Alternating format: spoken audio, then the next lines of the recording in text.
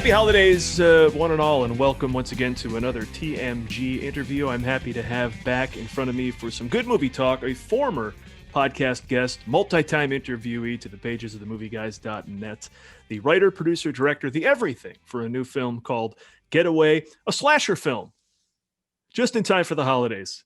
It's available on VOD December 22nd. Happy to be talking to Blayne Weaver. Hello, it's so good to be talking to you again. Right on. And I was the MC for the Los Angeles premiere, the Tug screening of the movie Favor, Paul Osborne's thriller that you were in many moons ago. Yep. Starred in that film with Patrick Day. And it's about a guy, if you don't know, you should go watch and find this film. It's great. About a guy who accidentally kills a woman he's having a fling with. And he asks his buddy to help get rid of the body. So that, of course, leads down a whole sordid path of sick and twisted stuff. So my first question to Paul in the Q&A was, what's wrong with you? And now I've seen GetAWAY. It's a slasher film about, that's coming out during the holidays. So Blayne, what's wrong with you? Oh, wow. I don't think we have enough time really to cover all of the different issues that I struggle with. Just the ones that made you make a sick piece of twisted slasher movie like this. I mean, I love those kind of movies. That's me personally. Like Favor, please go out and rent Favor if you haven't seen it. Paul Osborne, writer, director. And I think he's genius. I really do. I think he's incredibly talented. And that's a really fun movie if you like the psychological twists and turns. And GetAWay, please rent or purchase it tomorrow. And let me just say, I've had a couple of interviews with a romantic comedy called Modern Persuasion that's come out. It's the same type of thing. Don't settle for you're being force-fed on streaming services. Go out and rent a movie. Right. We rented movies. Remember that, Blayne? Remember renting movies? I was a big fan. Spent a good hour and a half, looking through the aisles. That was a big part of it. Whoever you're with is like, hey, let's pick something. And I'm just like, leave me. There's a process here, okay? Yeah, exactly. But also, I mean, I goof about, this coming out during the holidays, but it's counter programming. Yeah, who knows what they're thinking about anything, but like I got a distribution deal for this movie about 6-7 months ago through Gravitas Ventures, and they're like, we want to put it December. I'm like, but October is so close to December. Are you sure? And they're like, no, December. Okay, whatever you want. Counter programming makes sense to me. There's got to be a hunger for a slasher movie right now when Santa movies are all over the place. Yeah, that's a little too saccharine out there. Let's mess things up a little bit. I remember when the girl with the dragon tattoo, Fincher's version of that came out. It was they tagged it in the trailer as the feel bad movie of the holidays, right, or of the year, perhaps. And they're right on both counts. So let's set the film up. The general premise is college students go into the woods to make a slasher film, and they end up being in one. It fulfills the grocery list of things you want in a horror film. We got the cabin in the woods. We got the young kids making out. They're all good looking. It's in and out in about 90 minutes. Characters making bad decisions. All that stuff that you want. But tell us what else we need to know to get hyped up about GetAWay. I don't think you need to walk in knowing anything. I really do. I love slasher movies. I love scary movies. I've seen a lot recently, research for making this movie and things that I didn't want to do. And I just really wanted to make something that's scary, that's edge of your seat, that's fun and occasionally funny, and something that you can get all the jumps and scares that you want, but also have a fulfilling film experience. And I feel like GetAWay does all that. We goof around a lot on the kind of meta situation that's happening, where it's a movie about college kids making a movie whilst a killer is also filming his kills. So there's several layers of this movie insider jokes, and so every bad day I've ever had on set kind of went into the there planning. It is. Yeah. There it is. What's wrong with you? Well, I've wanted to kill many people on set. Right. Now I get to. I'm going to kill this aggressive director. I'm going to kill this hack actor. I'm going to kill whoever is on set is a victim to me. For the potential viewers, come for the familiar. It's a slasher film with a cool setup. But stay for the finale, which is not familiar. So clearly we're not going to say anything about it here, but Blayne brings the hammer down. at the end of the movie. Well, that's one thing that I love that the not paint by numbers, that's the wrong way to talk about it, but the familiarity of a horror film, a slasher film, very much to me is like a romantic comedy. You kind of know the beats, and the thing that makes the romantic comedy fun or the horror film fun is the path you take through these beats, how to make it your own, while sticking to what the audience wants. And I feel like with Getaway, we figured out a good way to drive that road. And I like the third act a lot. Yeah, and then you get instead of a cute meet, it's a cute kill for your there you go. film. Now, tell me about these actors, because I don't know any of them. I mean, and that's I'm sure they would say the same. It's like, hey, we don't have extensive resumes, unless I'm wrong, and I just clearly have dodged them their whole careers. But I was excited to get to know them. I'll tell you a few I liked. Emma Norville. She seemed very much a natural in this part. She's the young girl who gets involved in this in a small acting part in the film at the last minute. Come along with us, okay? And then she goes, of course, gets embroiled in this whole thing. Right. And I enjoyed watching Abigail Haggerty as well as the wound way too tight director, Tabitha, as you probably pulled from your own experience, frighteningly authentic, perhaps the most frightening thing in the movie, Tabitha. Well, it's funny, like, because you and I know that. You and I have seen, that the control freak, director kind of thing. And I don't think she's too big in it at all. I think she's perfect. Right? Yeah. Who else is there do you want to spotlight in the performances? Danielle Carosa is great. Kyle Mangold is one of my favorite. All of my favorite lines really belong to Michael Recchia, who plays Krog. That was kind of the most fun character to write. But yes, they're all brand new. Like, this is the first feature film for every one of the lead actors, with the exception of, I think, two actors. One who's this actor Hank Stone, who's been around forever and was in like The Patriot with Mel Gibson and has this amazing laundry list of resume, and Josh Cody, who was in a movie called Santa Girl that I directed a couple of years ago. Who is the next to last guy who's been around? Hank Stone. Is he is he the creepy old guy? He's a creepy old guy. Okay, just so if you did bring out the grocery list, there's a creepy old guy as well in this horror movie, which you need. You got to be there. But yeah, everybody was brand new. It was a really interesting process of how the movie came about. Basically, I had done a Christmas movie shooting at this university in Virginia, Shenandoah University. It's the name of the school, and they have a prestigious acting conservatory there.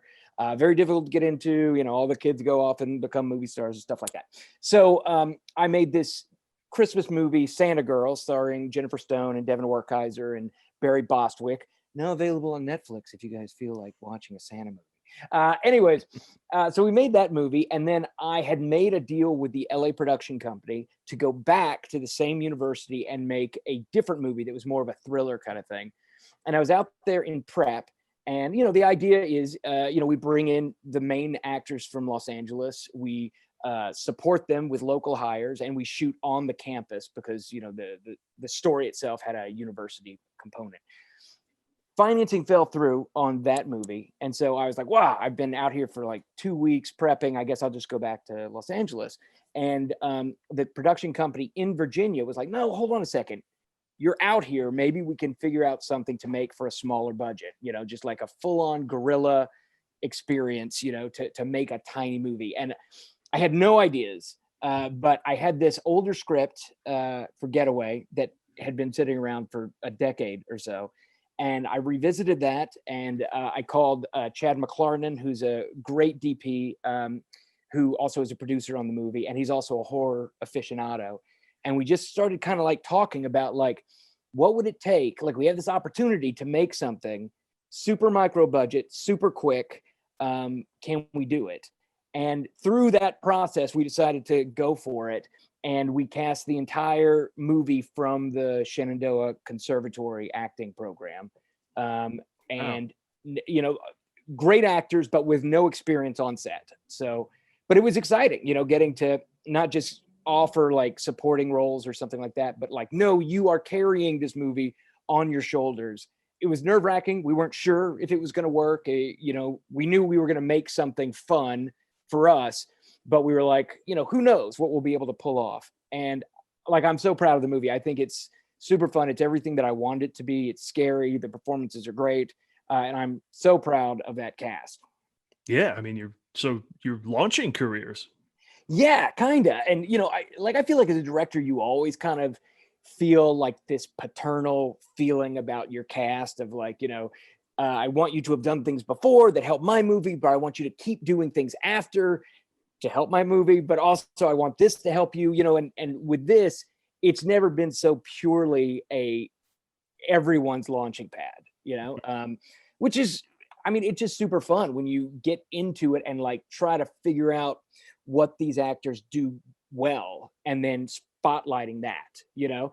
In many ways, it's kind of reverse engineering how you normally do it, where you write, you know, a group of characters and then you find the exact person to play that character. In this, we were kind of saying, well, I think you're great at this, so maybe we make this character a little more like this kind of way, which I think you see a lot on movies when people work for many months together and whatnot. And this, we spent a lot of time together, but it wasn't that long a time, if that makes sense. But just loving my cast and trying to give them the best material they have to get up there and knock it out of the park. Given that there were not a lot of people with experience on film at this, I assume it's a lot of theater they're doing in a typical actor training program. Exactly. Was there, did you break any hearts? Were there too many people? Was there like, were you saying, wow, I'm amazed at how much talent there was here? It was like, okay, these select people kind of got this next level talent, or? I think so. I think that kind of thing, it's very hard to sidestep that kind of thing. But like one thing that was oddly turned out to be a benefit to us was there was a play going on at the same time, and I lost some actors to the play, and you know, we were dancing around. So it was very weird because when you make a movie, you're like, the movie is all that matters. It's like, we're doing the movie right. 16 hours a day for 4 weeks, and then that's it.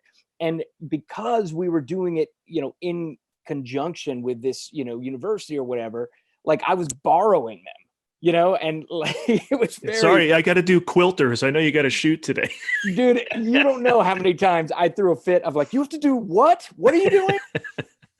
I'm going to choir practice or something. I'm like, no choir practice this month. It's just this month. But we were able to, you know, work around their schedule to the most part. I will say it was one of the hardest. I would say that it's the hardest shoot I've ever actually done. Okay, let me interrupt you there, because you did say, well, now we're going to throw out what we're going to do for this micro budget, quick, easy shoot. Okay, so what happened? Because there's no way it was a micro budget, quick, easy shoot. What were your or if it was, please explain, because you pulled off everything you wanted to. It was a nightmare shoot in everything except for the personalities. You know, like I'm sure you've heard the stories or maybe even seen what it's like when one or more than one person is a jerk on a set. Like it really can be just the worst place to be in the world because you're, like I said, 16 hours a day, this is what you're doing. And if you have somebody with a bad personality or bad attitude or something like that, God, it just takes it out of you so much. This was not that. Everybody was super excited and on board from the beginning, which, you know, can be the worst, the most difficult thing about making a movie. Everything else went wrong. Everything else went wrong. Let me throw some things. Go. Crocodile attack. Okay, no, not that. But weather, inclement weather. It was, we got this great location called Buffalo Gap Retreat, which was a former boys summer camp. Great. Had all these cabins. We can stay there. We can shoot all night. We got a caretaker who's there, you know, and like we worked all this into the movie, right? All these little things, little details, we would just kind of work into the movie in some way. So there's a caretaker in GetAWAY, the movie. Anyways, we're getting ready to do it, and they have closed for the season. And we scouted it, and it was really warm, and came back 5 days later, freezing, so cold. Like, you know, I've been in Los Angeles forever and not used to Virginia winters. They had shut off the water pipes because they were freezing. So we had no running water, which meant no showers, no toilets, you know, like there was a outhouse essentially. So that all these things that you don't think of that come with the being cold got problematic. And then they didn't have heaters. So we had little box heaters all over the place. It was just basically, hey, it's getting cold, so we're shutting down, and me not really understanding what all that means. I grew up in upstate New York. That's why I live in LA now. Right. Because of all that. So who needs all that? I worked on a cruise ship. Turns out don't have to be cold. So here I am now. There you go. Well, I will say in the weather thing, one other thing that happened is we were racing to finish the film by the Thanksgiving break from the university, right? So we're on like tight schedule. And then 2 days before the last day of shooting, blizzard. Can't get on the road, can't do anything. So we had to pull an audible, and Abigail Haggerty, who gets, she comes to an untimely end, spoiler, at a certain point. And that whole thing we shot during snow day. So it was we changed all of it and just went to the apartment that my DP was staying in, shot all of that, pretending to be the cabin. I was the killer. Chad ran the mic and the camera at the same time. And we pour. There you go. Just put the mask on whoever, right? It's like the Mandalorian. I mean, I think you'd be surprised how often I am wearing that mask in this movie. Yeah, it's like Black Panther, Mandalorian. How often does that guy have to show up to set? Exactly. Every once in a while. How about equipment? Equipment go nuts on you, or? Well, we had very little equipment. We did a camera rental. Black Magic, I believe, is what we shot on. But we only had we had a very small lighting kit, and we had no one who knew how to use it except for the director of photography. We had a couple of film students who were helping out, but Chad would literally have to move pretty much every light himself. And when you're outside and shooting at night, you know that there's lots of lights, just to give that moon glare, or to, give that moody feeling. So yes, you don't like yourself for shooting at night. You clearly, oh man, what a self-hating director. I thought no big deal, and that was crazy. We had our sound department was a constantly revolving group of sound students. So there was no one guy, and so every day there was a new learning curve that had to happen with sound. It was hard, and making up for that blizzard night required a 19-hour day, which I've never done in my life. None of the actors worked straight through, but Chad and I did, where we would go from one set and we were like, all right, come back in 3 hours, take a nap or something. And we shot all around the clock and wrapped when the sun came up. It was crazy. A missed opportunity. It's a one time, these are young, fresh, non-union actors. You could have run them through 24, 25-hour days. I know. I felt terrible, but I'm like, you'll be very happy when the movie is done and it's not missing giant chunks of scenes. At the end of the second act, before they leave the wilderness, all of that was done in one day, which is crazy. Like when you look at it, it's like a 15, 20-minute segment of the movie that was all shot in one day, which never happens. So every indie film, which this would be considered that for sure, has these stories. It's just the best, and then when you see the film, you're like, oh well, it looks like they just had a good time shooting them. So right. If you can pull that off, congratulations. Well, one of the great things I think about how GetAWAY turned out, and like the final version of it, is we took our problems and we pivoted. If something didn't look right or a kill didn't satisfy, we would move and try something else. So there's so many things that I'm watching the movie, I'm like, oh, this wasn't supposed to be this was supposed to be that, but we decided it looks stupid, so we have this scene now. Just like the scene shot in my DP's bathroom, that was supposed to be this like much bigger set piece that we weren't quite sure how we were going to work out, and this happened, and it's a great little part of a sequence there. And seamless. Well done. Thank you so much. Yeah. Now you've acted in a number of your films, but not this one. You didn't see yourself as a teen hot college student. Or... I felt like this. I felt like no offense. No, thank you. I appreciate that. There were very limited places for me to go, and I do feel like what I always say when I'm directing and acting in something, I'm like, I love acting. I love acting and directing, but I want it to be a part that should or needs to be me for some reason or another. Otherwise, I should stand behind the camera and, put the right guy in it. I just did this movie where I put myself into it. But one of the reasons I did was because there's a fight scene with the lead actor, and I'm like, well, I have stunt experience on this, and nobody's going to be more careful with the main actor than I am. So that should probably be me. With this, I was like, no, Hank is way scarier than I am for this role. Yeah. And I just don't think they need another grown-up in there, because it's really about these college kids' experience. And that was one thing that was so fun about writing it and working with the actors, is like, I'd written the script a long time ago, and they were not afraid to tell me that they don't talk like this. I would never say this. Like, who says this? They would just mock me, and that would help the dialogue become more appropriate for college students. But no part for Blayne Weaver in this, except for the occasional stunt killer. Right. When necessary, you jump when necessary, which is what you do. Yeah. Do you like delegating? Because you are writer, producer, and director here.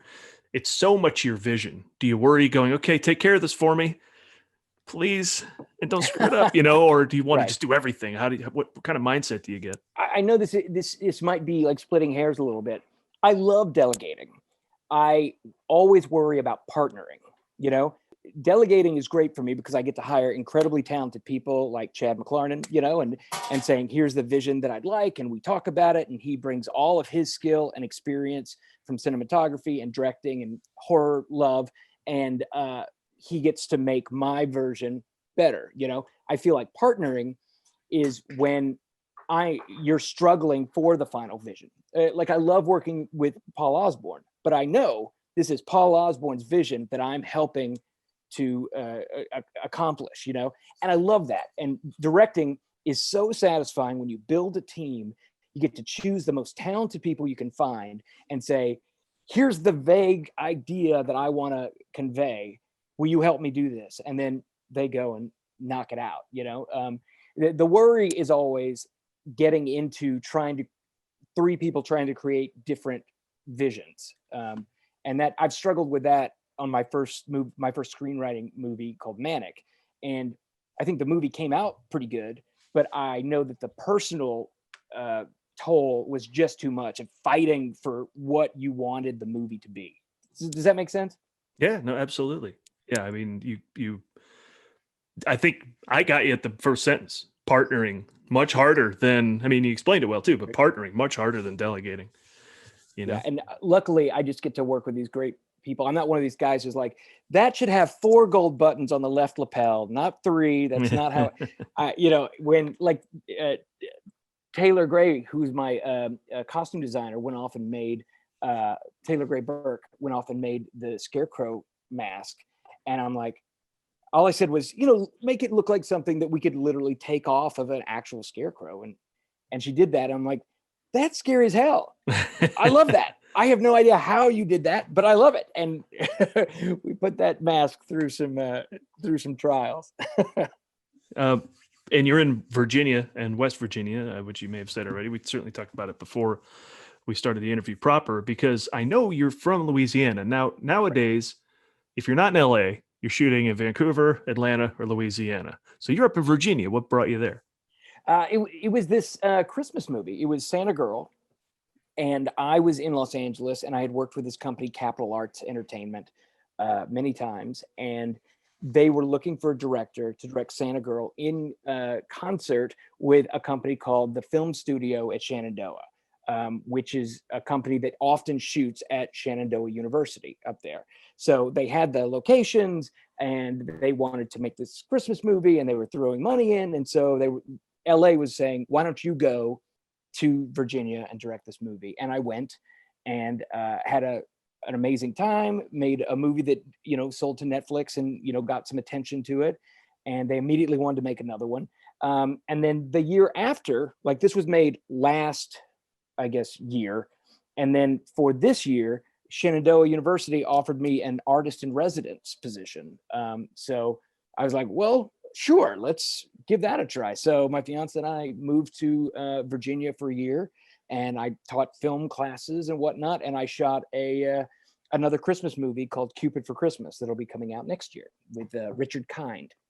There you go. I can see the rest of your career every year. A Christmas movie, horror movie, Christmas movie, horror movie, Christmas movie, horror movie. Well, I mean, I got to be honest. It is like for the last decade. Until we get the Christmas horror movie, and then your career is complete. That's next. No, but I've always said, like, I think I'd be happy if I could make a movie a year. Oh my God. And that's never been anything that has been close to being a real thing. I think I made Weather Girl, and then 3 years later made 6 Month Rule. Might be the closest I had ever gotten, like 2.5, 3 years. But the last 3 years, I've gotten to make a movie every year. So I'm very spoiled right now. I love being able to work, and I like mixing genres a lot. So I think I'd like a break from Christmas right now. And the irony is that doing a Christmas movie leads you directly to want to do a horror movie and vice versa. Like I finished GetAWay and I'm like, man, it'd be fun to do like a cheery Christmas movie, no sticky sugar blood, no nighttime shoots, just everybody being happy and smiling and a little romance. And then you finish one of those movies and you're like, this is so saccharine. I need to kill somebody. I need to kill lots of people. Okay, so the film is done. Is there a festival run? I saw on your website that you played at the Dead Center Film Festival. Did you have a run? That was the plan. We wanted, like, I had never done the genre fests. You know, I've done tons of film festivals. I love the film festival process, but I'd never done horror fests. And so we were very much looking forward to that. And that's when COVID kind of hit right when we were doing that. So Dead Center, we were into that, which is a film festival in Oklahoma City, which I've played a bunch. And I love that festival. And then while we were rolling up to it, they went virtual, which was a cool thing to be a part of. But I didn't want to do multiple festivals in the virtual realm. So we just kind of pulled from all the festivals that we were looking at. And we did a fun theatrical drive-in experience where we played 4 or 5 drive-ins, 4 or 5 tiny tiny theaters in towns that were doing well enough with COVID to allow screenings. So that was really fun. And that was just rolling up to this, our December 22nd VOD, DVD, Blu-ray release. Was there a hometown to the actors? Like, was there a Shenandoah screening and everyone came out and a huge fuss was made about them, or was it too late for that, even if it's virtual? We didn't get to do a like a big Q&A and like a red carpet kind of thing, but it played at the Alamo Draft House in Winchester, Virginia for 2 weeks. And you know, they were doing 50% occupancy at the time, I think. But we quote unquote sold out, you know, both weekends, and a bunch of the audience actors got to come. Kyle Mangold actually was texting me from the screening, and then he left, and I called him. I'm like, did everybody see you? Were they, you know, oh, you're the guy in the movie? And he's like, well, nobody recognized me because I had my COVID mask on like everybody else. And I'm like, oh, right. It is a different premiere experience where everyone has a mask on, you know? Yeah. They're still probably going to know who George Clooney is anyway after his movie. That's a good point, but he has those eyes. Just with the eyes, I could still point up, dear George, handsome man.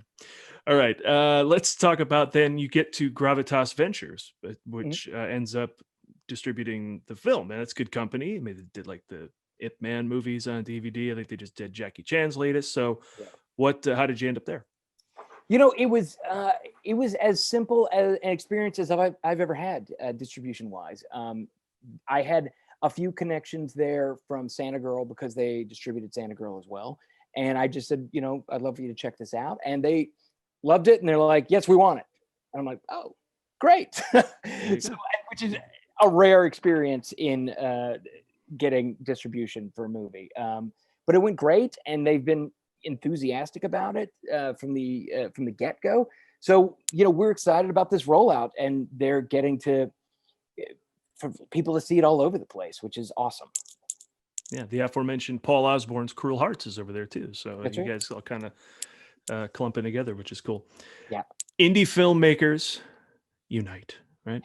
Exactly. Well, every time I do one of these, I ask whoever comes on to tell me their favorite movie of all time. Now, you were on the movie Showcast in the garage with the whole team a couple of years ago, and you told me it was Casablanca, which is a great choice because it holds up like crazy. If you've never seen it, watch it now. You'll still love it. Doesn't matter how young or old you are. But so since I've asked that question already, what would you say is your favorite horror movie of all time, since we're now delving into this genre? Right. Well, Halloween, I think, is perfect. The original Halloween, I think, is so good, and it's exactly what scares me, which is, why we made GetAWay. I'm scared of a crazy person with a knife. That's the thing that keeps me up at night. Like, I'm not really a ghost guy. I'm not, and it's been interesting watching all these horror films and could kind of get what scares other people. But Halloween is the scariest horror film to me of all time. And it's also simple. It's simple. It's almost elegant in its simplicity. And I think it's a great example of a really great indie film too. Yeah, I think it's the intimacy of a person right there. You could be shot from a distance, but someone right there, that there's something evil about someone who can stick that knife in you from. Oh, for sure. And also all those shots of like before he puts the mask on, where he's way in the distance so far that you can't make out any facial recognition, but you're like, somebody's staring at us. That's so scary to me.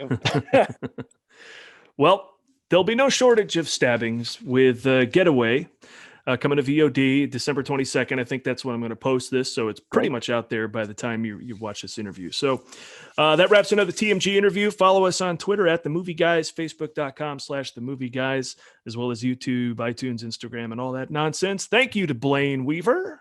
Thank you. GetAWay is out on VOD, like I said. GetAWayHorror.com should give you more info. That's right. And any other plugs? Is there a social account for this or your own? No, I think GetAWayHorror.com is the place to go. And you can find me, Blayne Weaver, Blayne Weaver, at pretty much all your social media platforms. Right on. And as ever, you can find what I'm up to here at themovieguys.net. Thanks, Blayne. Dude, thank you so much. This was great.